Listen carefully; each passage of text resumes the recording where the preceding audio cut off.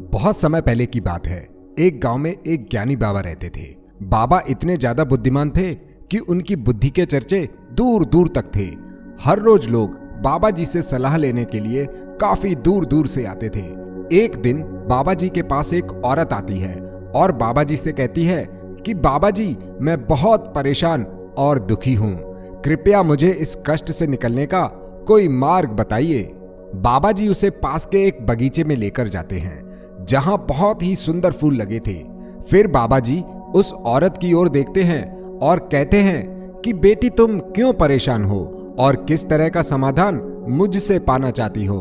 औरत की आंखों में आंसू भर आए और वो बड़े दुखी मन से बोली कि मैंने अपने पूरे परिवार को नष्ट होते हुए देखा है और वो सभी एक हादसे में मारे गए।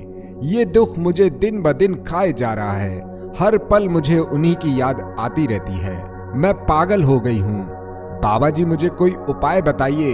बाबा उस औरत की बातों को पूरे ध्यान के साथ सुन रहे थे और औरत को हौसला बनाते हुए बोले, चिंता न कर बेटी, सब ठीक हो जाएगा। फिर बाबा ने बगीचे में लगे हुए एक सुंदर फूल की तरफ इशारा करते हुए औरत से पूछा कि क्या तुम उस फूल को देख रही हो। औरत अपने आंसू पोंछती हुई बोली, हाँ बाबा जी, मैं उस फूल को देख रही हूँ।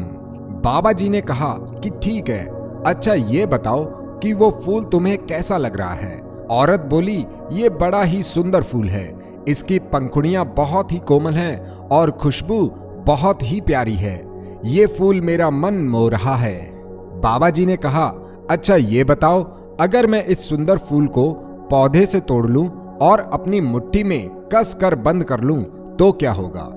कुछ देर सोचने के बाद औरत बोलती है, अगर आप इसे तोड़कर अपनी मुट्ठी में बंद कर लेंगे तो ये मुरझा जाएगा और मर जाएगा। इसकी सुंदरता नष्ट हो जाएगी और खुशबू भी खत्म हो जाएगी।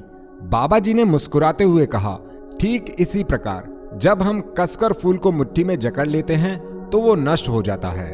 उसी तरह जब हम अपनी परेशानियों और दुखों को पकड़े रहते हैं तो ये हमारे लिए और ज्यादा कष्ट का कारण बनते हैं। सच्चा सुख और शांति तो कष्ट और दुखों को छोड़ने पर ही मिलती है, और जो ये दुखों को छोड़ने की कला जानता है वो जीवन में कभी दुखी नहीं होता। बाबा जी की बातें सुनकर उस औरत के मन में आशा की एक किरण जागी। उसने अपने आंसू पोंछे और बड़ी उम्मीद के साथ पूछती है कि बाबा जी, क्या मैं भी ये छोड़ने की कला सीख सकती हूँ। बाबा जी ने मुस्कुराते हुए कहा, हाँ, कोई भी सीख सकता है। औरत फिर बोली, इसे सीखने के लिए क्या करना होगा। बाबा जी ने कहा, इसके लिए कुछ खास करने की जरूरत नहीं है, बस हमें चीजों को स्वीकार करना सीखना चाहिए। जो भी पहले हमारे जीवन में हो चुका है या अभी हो रहा है, हमें स्वीकार करना चाहिए और ये भी समझना चाहिए कि इस संसार में सब कुछ बदलते रहता है।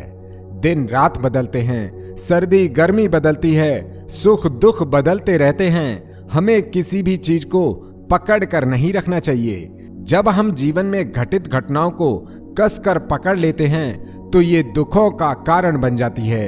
ये समझना अति आवश्यक है कि जो कुछ भी हमारे जीवन में पहले हो चुका है अब वो बदला नहीं जा सकता।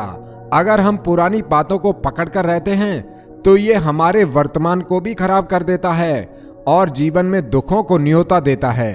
औरत को अब बाबा जी की बातें अच्छे से समझ आ गई थी। उसने बाबा जी को धन्यवाद कहा और बोली कि आज के बाद मैं कभी चीजों को पकड़ कर नहीं रहूंगी।